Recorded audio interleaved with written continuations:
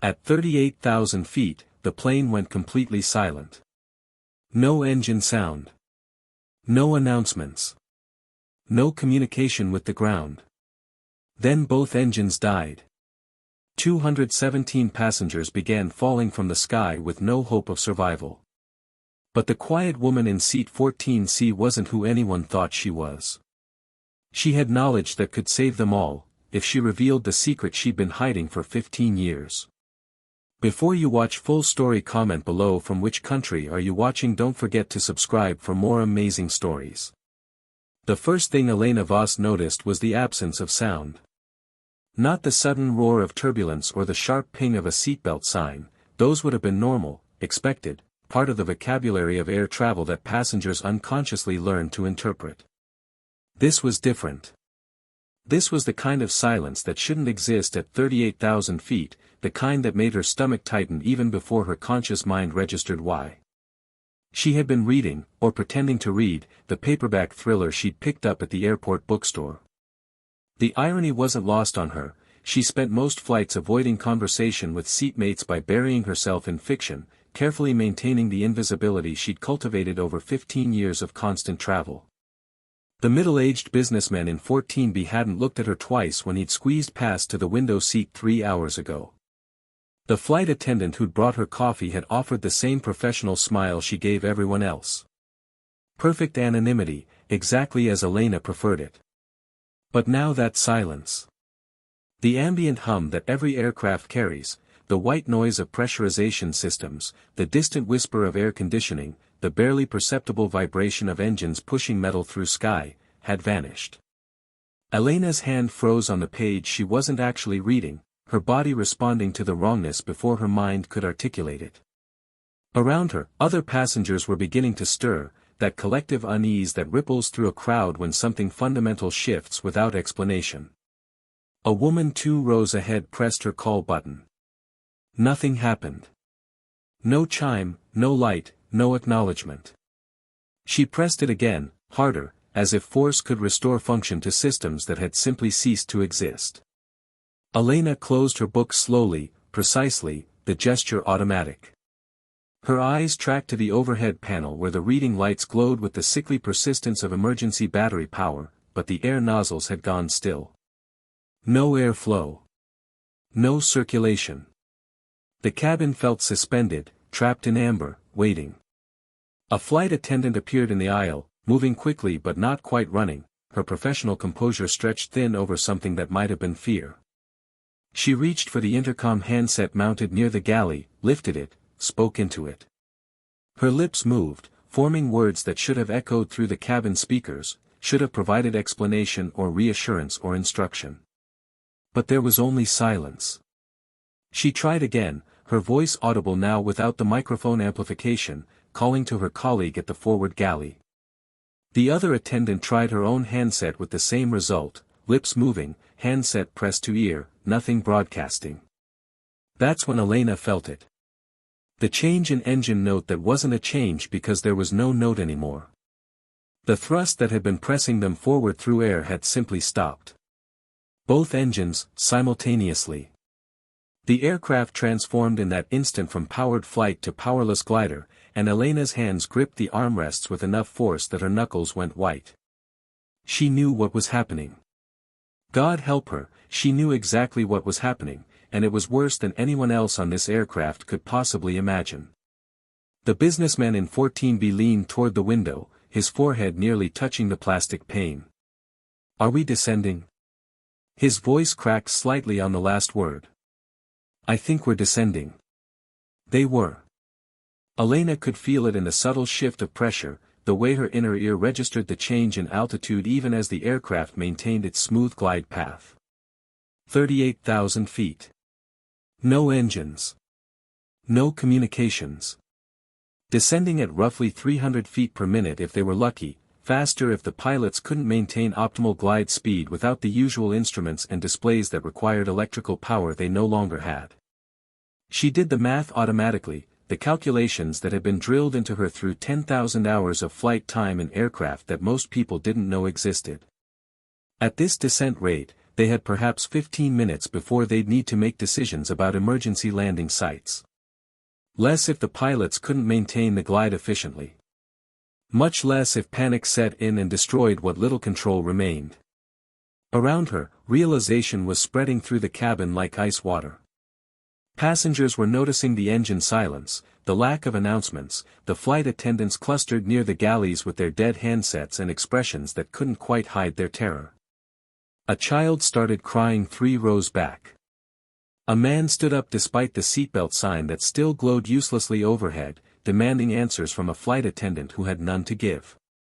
Elena watched a senior flight attendant, her name tag read Margaret, attempt to project calm authority as she moved down the aisle, touching shoulders, making eye contact, mouthing reassurances that couldn't be heard over the growing murmur of passenger voices. But Margaret's hands were shaking.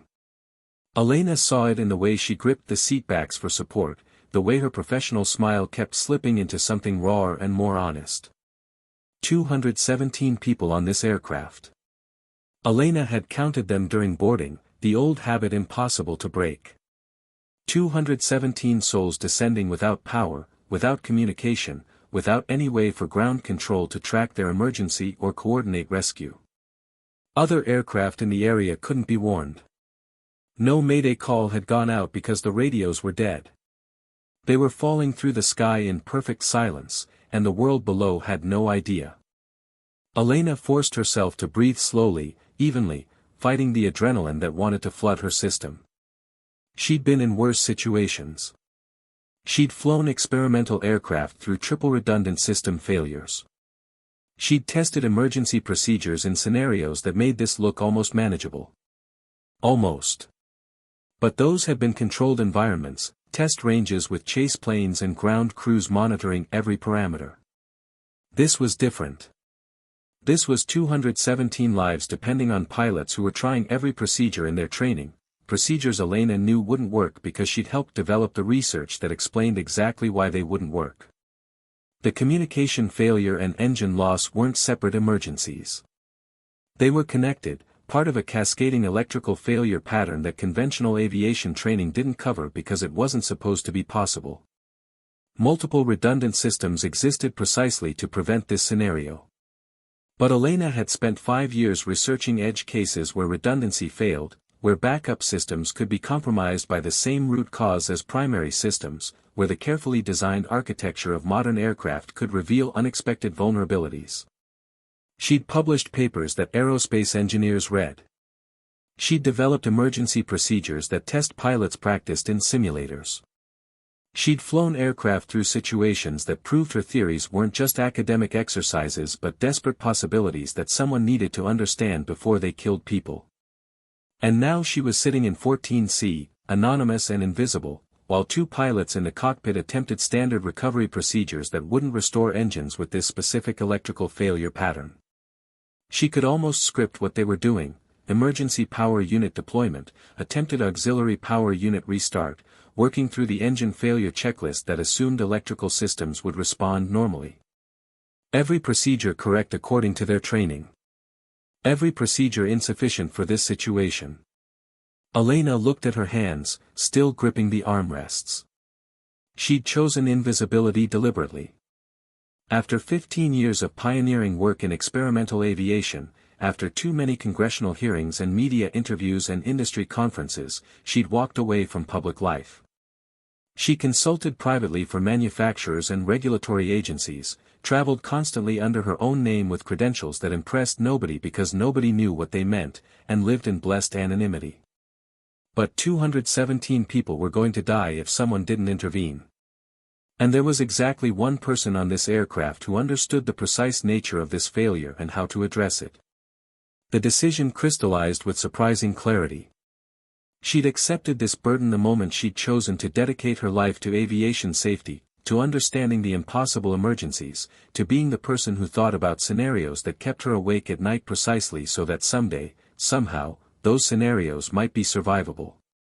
Elena unbuckled her seatbelt and stood. The businessman in 14B barely noticed, too focused on his window view of the earth that was slowly, inexorably growing closer. She stepped into the aisle, moving forward with the kind of purposeful calm that came from 20 years of flying aircraft through conditions that would have terrified commercial pilots. Margaret was near the forward galley, speaking in urgent whispers with another flight attendant. Both women looked up as Elena approached, their faces showing the particular strain of people maintaining composure through sheer force of will. "I need to speak with the captain," Elena said quietly, her voice carrying the kind of authority that transcended social convention. Margaret's professional mask slipped further. "Ma'am, I need you to return to your seat in." "I'm a test pilot with aerospace engineering credentials," Elena interrupted, keeping her voice low enough that nearby passengers couldn't hear. "I have specific knowledge about this type of dual failure. The captain needs that knowledge in the next few minutes, or everyone on this aircraft is going to die." The two flight attendants stared at her. Elena could see them processing her words, weighing them against their training that said cockpit access was forbidden, against the reality that nothing about this situation was normal or covered by standard procedures. "Show me identification," Margaret said finally, her voice barely above a whisper. Elena reached into her bag and pulled out her credentials, the ones she rarely needed to show but always carried. FAA certificates that authorized her to fly aircraft most people didn't know existed. Security clearances that opened doors in facilities that didn't officially exist. A business card so understated it was nearly meaningless unless you recognized the private aerospace consultancy that employed exactly 7 people worldwide. Margaret studied the credentials with the intensity of someone hoping to find reason to refuse, but knowing she wouldn't. Her hands trembled slightly as she handed them back. "The cockpit door is locked. Security protocol. Then knock and tell them a passenger with emergency aerospace credentials needs immediate access. Tell them she understands the electrical failure pattern and has restart procedures that might work." Elena paused, then added more gently, "Tell them we don't have much time." Margaret moved to the cockpit door, her knock sharp and urgent. Elena heard muffled voices from inside, urgent exchanges she couldn't quite make out. The door remained locked. Margaret knocked again, speaking directly to the panel, explaining Elena's credentials, the urgency, the desperate need for any option that might help. The second stretched. Elena could feel the aircraft's continued descent, could sense the pilot's focus on their emergency procedures, their reluctance to be interrupted by a passenger claiming expertise while they fought to save the aircraft. She understood their resistance, had been in enough cockpits to know how focus narrowed during emergencies, how accepting help from unexpected sources went against every instinct of command. But they were going to die if conventional thinking prevailed. All of them. The lock clicked. The door opened 6 inches, and a face appeared, late 40s, male, stress lines carved deep, eyes red-rimmed from the kind of adrenaline that turned minutes into hours. The captain, Elena guessed. His gaze swept over her civilian clothes, her unremarkable appearance, searching for something that would justify interrupting his emergency procedures. "You're the passenger with aerospace credentials." His voice was tight, controlled, a man holding panic at bay through discipline. "Elena Voss. I've spent the last 15 years researching cascading electrical failures in commercial aircraft, with particular focus on scenarios where multiple redundant systems fail through common mode vulnerabilities." She spoke quickly but clearly, using the precise technical language that would either convince him or confirm her as a delusional passenger.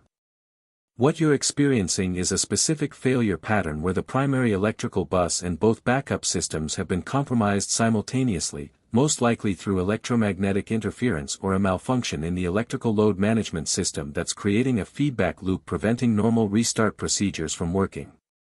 The captain's expression shifted fractionally. Recognition, maybe, or just the desperate hope of a man running out of options. "Come in," he said, opening the door fully. The cockpit was darker than it should have been, emergency lighting providing only partial illumination. The co-pilot, younger, female, barely 30, was hunched over the center console, working through restart procedures with methodical desperation. Both pilots had removed their suit jackets, sweat visible through their shirts despite the cooling temperature as the environmental systems failed. Elena took in the instrument panel at a glance. Most displays were dark. The primary flight instruments were running on battery backup, showing altitude, attitude, and airspeed with the grim reliability of analog systems. 36,000 feet now, descending at 320 feet per minute. Airspeed holding at 280 knots, slightly faster than optimal glide speed, suggesting they were having trouble maintaining precise control without the usual fly-by-wire assistance. "We've attempted standard engine restart procedures 4 times, the captain said without preamble. APU won't deploy. Ram air turbine deployed but isn't generating sufficient power to run critical systems. We're on pure battery backup with maybe 15 minutes before we lose even that. You won't get the engines back with standard procedures," Elena said, moving to stand between the 2 pilot seats where she could see the relevant instruments. "The electrical failure pattern you're experiencing creates a closed loop. The engine control computers require stable electrical power to execute restart sequences, but the electrical system can't stabilize while the load management system thinks the engines are creating abnormal loads. You're in a catch-22 that conventional restart procedures can't break." The co-pilot looked up from her checklist, disbelief and hope warring in her expression. "There's no scenario where that failure pattern is possible. The redundancy architecture specifically prevents common mode vulnerability through the centralized electrical load management system," Elena interrupted. "It was discovered during certification testing of next-generation aircraft and quietly addressed through software updates, but the fix was only applied to newer fleet members. Depending on your aircraft's build date and software revision, you might not have the protection." The captain's jaw tightened. "This is a 4-year-old airframe. Then you don't have the fix." Elena leaned closer to the electrical systems panel, scanning the limited displays still functioning. "But I can work around it if you let me try experimental restart procedures that push beyond normal operational limits." "What kind of experimental procedures?" The captain's voice carried both suspicion and the desperate calculation of a man weighing certain death against uncertain alternatives. Elena began explaining the process she developed during test flights with experimental electrical configurations, a sequence of manual overrides that would bypass the load management system entirely, forcing the electrical buses to accept power from the ram air turbine without normal safeguards, creating just enough stable voltage to allow a modified engine restart sequence that used manual fuel control instead of automated systems. She described each step with the precision that came from having actually executed these procedures under controlled conditions, from understanding exactly which circuit breakers needed to be pulled in which order, which backup systems needed to be disabled to prevent them from interfering. Both pilots listened with the intense focus of people trying to absorb information that existed nowhere in their training manuals. The co-pilot started taking notes, her hand moving rapidly across a kneeboard covered with standard emergency procedures that were now proving useless. "This is test pilot stuff," the captain said when Elena finished. "These procedures aren't in any commercial aviation training program." "No," Elena agreed. "They're not. Because the failure scenario wasn't supposed to be possible in commercial aircraft. But it is possible, you're experiencing it right now, and standard procedures won't save you. These procedures might." The captain looked at his co-pilot, then back at Elena. She could see the decision forming behind his eyes, the moment when conventional authority yielded to specialized expertise, when following regulations mattered less than surviving the next 20 minutes. "Walk us through it," he said finally. "Step by step." Elena moved to the electrical panel, her fingers already identifying the circuit breakers she'd need to manipulate. "First, we need to isolate the load management system completely. That means pulling breakers that will kill most of your backup systems. You'll lose redundancy, but right now redundancy is your enemy because the system is fighting against itself." She began calling out circuit breaker positions, waiting for confirmation before proceeding to the next step. The co-pilot executed each action with steady hands, her training overriding whatever doubts she might have had. Displays winked out as systems went offline. The cockpit grew darker, quieter, more primitive. "Now we're going to force the ram air turbine to feed power directly to the emergency bus, bypassing the load management entirely. Elena guided the captain through the manual switch sequence, describing the electrical flow paths from memory because the diagrams didn't exist in any cockpit documentation. You should see voltage starting to stabilize on the emergency bus gauge. The captain watched the analog gauge, its needle trembling as electrons fought through circuits never designed for this configuration. Reading 24 volts. Fluctuating but holding. Good enough. Elena moved to the engine control panel, the layout slightly different from the experimental aircraft she'd worked with but functionally similar enough. Now comes the hard part. We're going to attempt manual engine start on the number 2 engine using emergency ignition sequences. This requires precise timing. If we flood the engine or create a hot start, we'll damage it beyond our ability to restart. She walked them through the procedure: fuel valve positioning, manual ignition activation, careful monitoring of exhaust gas temperature without the normal automated protections. The co-pilot's hands moved across controls she'd probably never touched outside simulator training for failures that weren't supposed to happen. 33,000 feet, still descending. The Earth visible now through broken clouds, a patchwork of farmland and forests that would kill them just as certainly as concrete if they hit at terminal velocity. Ignition on number 2, the co-pilot called out, her voice tight with concentration. Elena watched the engine instruments, the ancient analog gauges that still worked when everything digital had failed. Exhaust gas temperature rising. Too fast. Reduce fuel flow by 20%. We're running hot. The captain's hand moved to the manual fuel control, adjusting with the delicate touch of someone trying to coax life from dying systems. The temperature gauge hesitated, peaked, then began climbing more gradually. N1 rotation starting, the co-pilot said, something like wonder creeping into her professional tone. The fan speed indicator showed movement, the engine's massive turbine beginning to turn under its own power rather than just windmilling in the airstream. Elena felt her own heart rate spike. It was working. The experimental procedure was actually working under real emergency conditions, not just in controlled test environments. The engine was coming back to life through a restart sequence that shouldn't be possible according to conventional aviation understanding. N2 rotation increasing, the captain reported. We have stable light off. The sound changed. After minutes of silence, the low rumble of jet engine thrust penetrated the cockpit, growing from whisper to steady roar.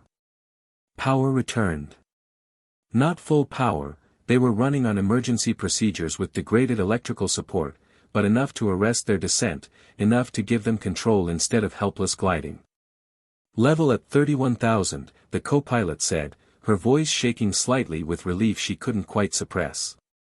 We have controlled flight. But Elena was already moving to the next critical system. We need communications back. Ground control still thinks you've disappeared.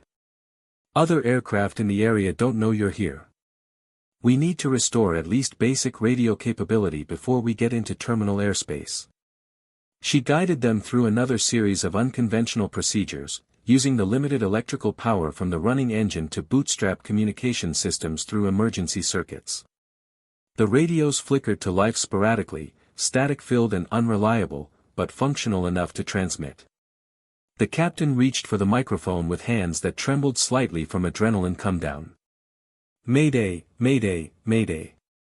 This is Flight 2847, declaring emergency. We've experienced dual engine failure and total communication loss. Currently level at 31,000 feet on single engine, requesting priority handling and emergency assistance.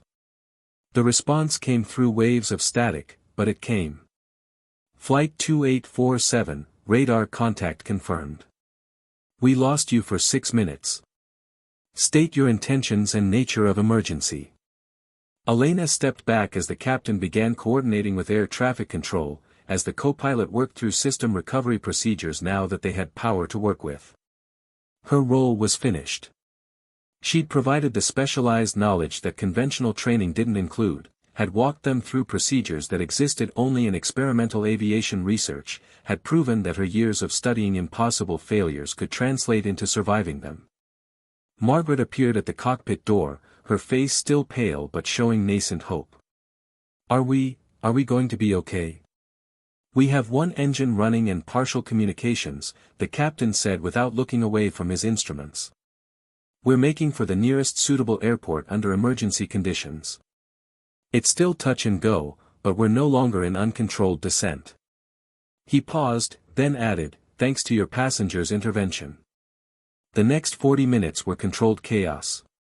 Elena returned to her seat, aware of passengers staring at her as word spread that someone had gone into the cockpit, that something had changed, that they might actually survive. The businessman in 14B looked at her with new recognition, questions forming behind his eyes, but Elena simply picked up her book and pretended to read. The landing was rougher than normal, the single engine providing asymmetric thrust that the pilots compensated for with skill that spoke to their training and experience. Emergency vehicles lined the runway, foam trucks and ambulances prepared for disaster that didn't come. The aircraft touched down hard but controlled, reverse thrust screaming as they decelerated, and finally rolled to a stop while fire crews surrounded them in protective formation.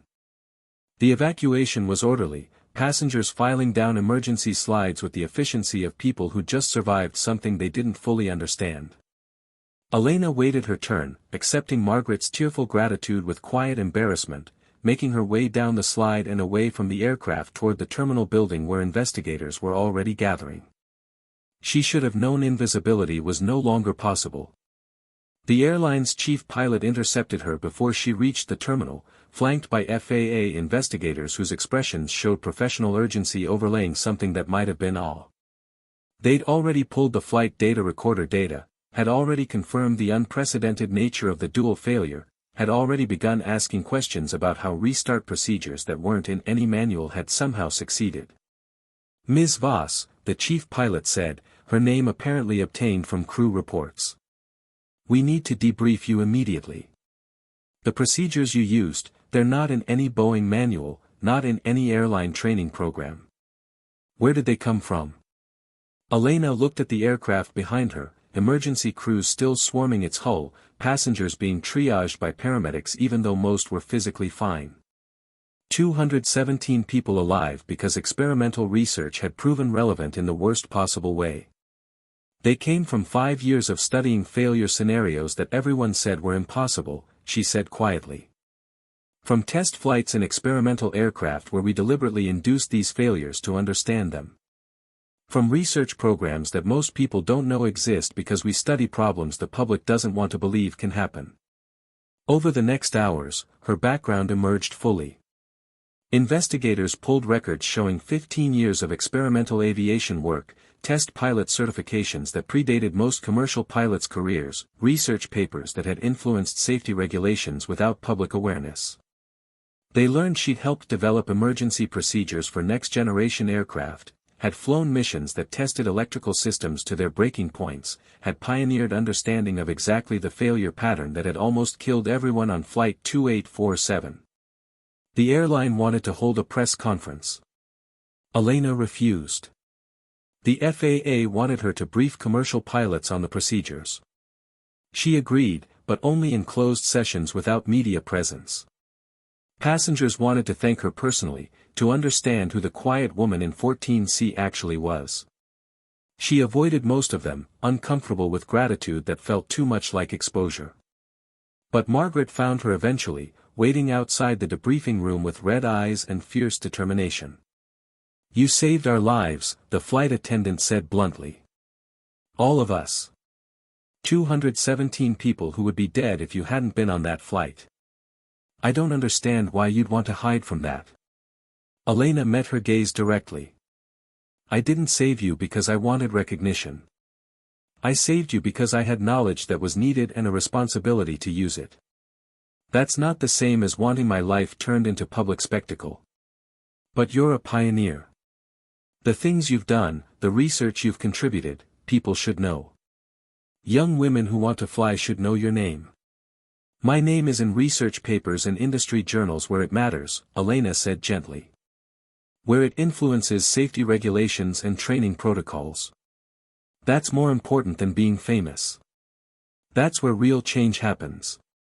Margaret studied her face for a long moment, then nodded slowly. I understand. But I need you to understand something too. Every flight I work from now on, I'll know that somewhere, someone like you might be sitting in 14C. Someone with knowledge and expertise and the courage to step forward when needed. That's going to matter on every flight for the rest of my career. 3 days later, Elena sat in a secure FAA facility outside Washington, D.C., leading a closed briefing for senior pilots and aircraft manufacturers. She'd prepared detailed documentation of the failure pattern, the emergency procedures, the gaps in current training that had almost proven fatal. The attendees listened with the intensity of people whose assumptions about redundant safety systems had just been shattered. The procedures I used aren't magic, she told them, her voice carrying to the back of the windowless conference room. They're the result of systematic research into edge cases where our safety assumptions break down. The failure pattern on Flight 2847 was predicted by analysis we conducted 3 years ago. We documented it, we recommended fixes, some were implemented on newer aircraft. But we didn't push hard enough for fleet-wide retrofits because the probability seemed so remote. She pulled up technical diagrams showing the electrical architecture, the common mode vulnerabilities, the cascading failure paths. Remote doesn't mean impossible. And in aviation, impossible just means we haven't figured out how to survive it yet. That's what experimental research is for, figuring out how to survive the impossible before it kills people under operational conditions. A Boeing chief engineer raised his hand. These procedures you developed, they push systems beyond normal operational limits. They accept risks that conventional aviation training says are unacceptable. They accept known risks to address unknown emergencies, Elena corrected. In Flight 2847 situation, conventional procedures guaranteed death. My procedures offered maybe a 60% survival probability based on simulation and test flight data. 60% beats 0% every time. The briefing continued for 6 hours, technical deep dives into failure mechanisms and recovery procedures that challenged everything the attendees thought they knew about aviation safety. Elena answered questions with the precision that came from having lived this research for years, from understanding it at a level that transcended academic theory. A senior airline captain from United raised a concern that had been building throughout the presentation. What you're describing requires split-second decisions that go against our training. You're asking pilots to essentially break rules in the moment of greatest stress. How do we prepare for that? Elena considered the question carefully. It cut to the heart of what made Flight 2847's recovery so difficult, the need to abandon conventional procedures that were drilled into muscle memory through thousands of hours of training. You prepare by expanding the definition of what's conventional. These procedures shouldn't remain experimental forever. They should become part of upset recovery training, practiced in simulators until they're as familiar as standard engine restart sequences. The goal isn't to make pilots comfortable breaking rules, it's to make these procedures part of the rules. She pulled up flight simulator data from test scenarios she'd conducted over the past 3 years. We've run this failure pattern through simulation 83 times with various pilot groups. Success rate with standard procedures, 0%. Success rate after brief training in experimental procedures, 47%. Success rate after extensive training with multiple practice sessions, 71%. The knowledge saves lives, but only if we institutionalize it instead of treating it as exotic edge case theory. The room fell silent as the implications sank in. What had saved Flight 2847 wasn't just Elena's presence, it was years of research that could be systematized, taught, integrated into training programs that would protect every flight, not just the ones lucky enough to have a test pilot passenger. Afterward, the FAA administrator pulled her aside. We need people like you working on these problems. Not as consultants, but as full-time researchers with resources and authority to implement changes fleet-wide. Elena smiled slightly. I'm more effective working quietly. Trust me. But Flight 2847 proves. Flight 2847 proves that research into impossible scenarios saves lives when those scenarios stop being impossible. You don't need me in a high-profile role. You need me doing exactly what I've been doing, studying edge cases, developing procedures, publishing research that influences regulations. The difference is now maybe you'll pay more attention to that research before crisis forces you to. The administrator nodded slowly. Fair point. But at least accept a formal consulting role with policy influence.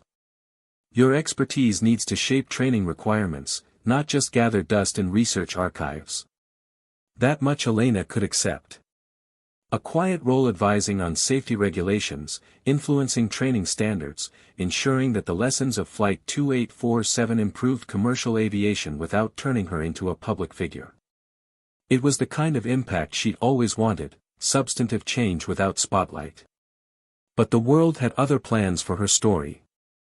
A passenger from Flight 2847, a journalist who'd been sitting in row 22, published an account 3 weeks later that went viral within hours.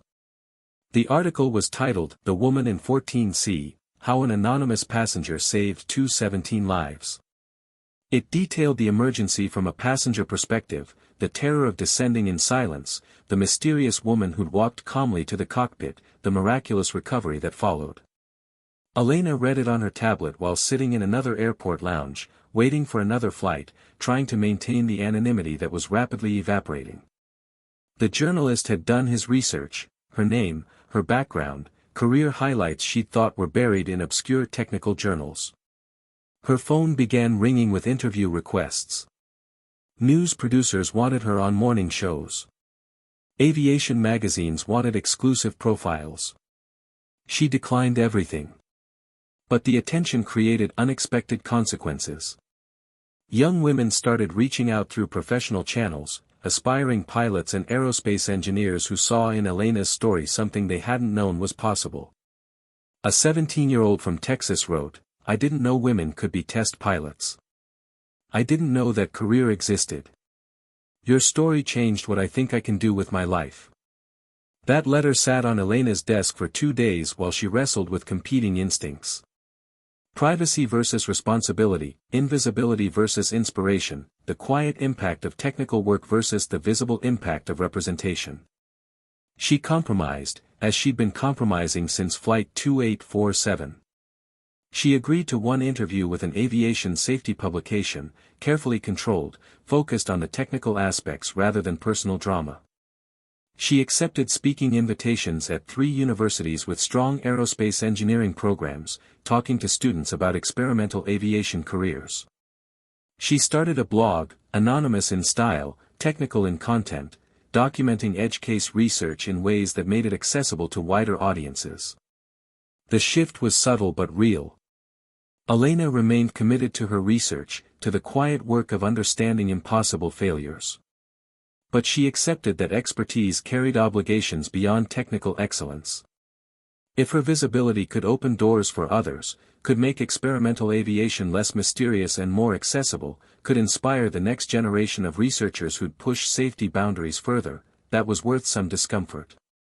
Margaret stayed in touch, the flight attendant sending occasional messages checking in, sharing updates on how the incident had changed her perspective on aviation safety. 6 months after the emergency, she wrote, "I'm starting aviation maintenance training. I want to understand these systems the way you do. I want to be the person who can recognize problems before they become emergencies. You showed me that was possible." Those messages accumulated, passengers who'd pursued aviation careers, pilots who'd sought additional training in upset recovery, engineers who'd been inspired to study system vulnerabilities more deeply. The ripple effects of Flight 2847 extended far beyond the immediate survival of 217 people. It had changed how people thought about safety, about expertise, about the value of studying scenarios that everyone else dismissed as impossible. A year after Flight 2847, Elena found herself back in an experimental aircraft, a modified test platform designed to validate new electrical architectures that would prevent the failure pattern she'd survived. This time the emergency was controlled, deliberate, part of a systematic research program that would improve safety for millions of future passengers. She sat in the test pilot seat, systems engineers monitoring from ground control, deliberately inducing the cascading failures while implementing refined versions of the recovery procedures. Each test generated data that would influence design standards, certification requirements, training protocols. This was the work she loved, pushing boundaries in controlled environments so that operational aircraft would never reach those boundaries unexpectedly. The test program proved her procedures worked reliably, not just under the desperate improvisation of Flight 2847 but as systematic protocols that could be taught and practiced. Airlines began incorporating upset recovery training that included these scenarios. Aircraft manufacturers redesigned electrical systems to eliminate the common mode vulnerabilities. What had been an impossible failure became a survivable emergency, and then became increasingly unlikely to occur at all. Elena's consulting role expanded quietly but significantly. She advised on aircraft certification standards, reviewed emergency procedure manuals, evaluated new safety technologies before they entered service. Her technical papers became required reading in aerospace engineering graduate programs. Young researchers cited her work as foundational to understanding system interaction failures. She returned to her regular life as much as possible, though invisibility proved harder to maintain. Pilots recognized her name now when she traveled. Flight attendants occasionally approached her with gratitude and awe. Passengers who'd been on Flight 2847 sometimes sought her out, wanting to express thanks she still didn't quite know how to accept. One day, boarding a flight to Seattle for a manufacturer consultation, Elena noticed the captain waiting at the aircraft door, unusual, as captains typically stayed in the cockpit during boarding. He was perhaps 50, gray-haired, with the weathered face of someone who'd spent decades in aviation. "Ms. Voss," he said quietly. "Captain Robert Chen. I was in that FAA briefing you conducted last year. I just wanted to say, the procedures you taught us, they're not just theoretical anymore. 3 months ago I had a partial electrical failure, nothing as catastrophic as Flight 2847, but serious enough. The training you've pushed for, the systematic approach to thinking beyond standard procedures, it made the difference between a routine landing and a potential disaster." Elena felt the familiar discomfort with direct gratitude, but also something deeper, validation that the work mattered, that experimental research translated into operational safety, that studying impossible scenarios prevented them from becoming fatal. "That's what it's all about," she said simply. "Making sure knowledge exists before it's needed desperately." Captain Chen nodded. "Enjoy the flight. And thank you for making aviation safer for all of us." But the work continued, now with renewed urgency and expanded scope. Elena returned to her research into cascading failures, into the edge cases where safety margins collapsed, into the scenarios that kept her awake at night because understanding them might someday save lives.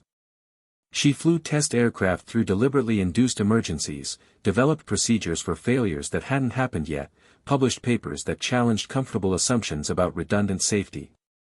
The Flight 2847 incident had opened doors that years of academic work couldn't breach. Manufacturers who'd previously dismissed her research as overly theoretical now sought her consultation on design decisions. Airlines that had resisted additional training costs now mandated upset recovery programs incorporating her procedures. Regulatory agencies that had moved slowly on her safety recommendations now fast-tracked implementation. She found herself in boardrooms and engineering laboratories, simulator facilities and certification centers, always pushing the same message: prepare for the impossible before it becomes inevitable. Her reputation evolved from obscure researcher to recognized authority, though she still traveled commercially in coach, still maintained the understated lifestyle that kept her grounded in the reality of everyday aviation rather than industry politics. 2 years after the emergency, Boeing invited her to consult on their next-generation aircraft electrical architecture. She spent 6 months embedded with their design team, reviewing circuit diagrams and redundancy schemes, challenging assumptions that had stood for decades. Her experience on Flight 2847 gave her credibility that pure research couldn't provide. She'd survived the consequences of design oversights, had proven that theoretical vulnerabilities could manifest catastrophically. The resulting electrical system incorporated multiple innovations derived from her research. Distributed load management that eliminated single points of failure. Advanced fault detection that identified cascading failures before they became critical. Emergency restart sequences built into the flight control software rather than existing only in experimental procedure manuals. Every change represented lessons purchased with the terror of 217 people descending silently through the sky. Elena also began mentoring, though she hadn't planned on it.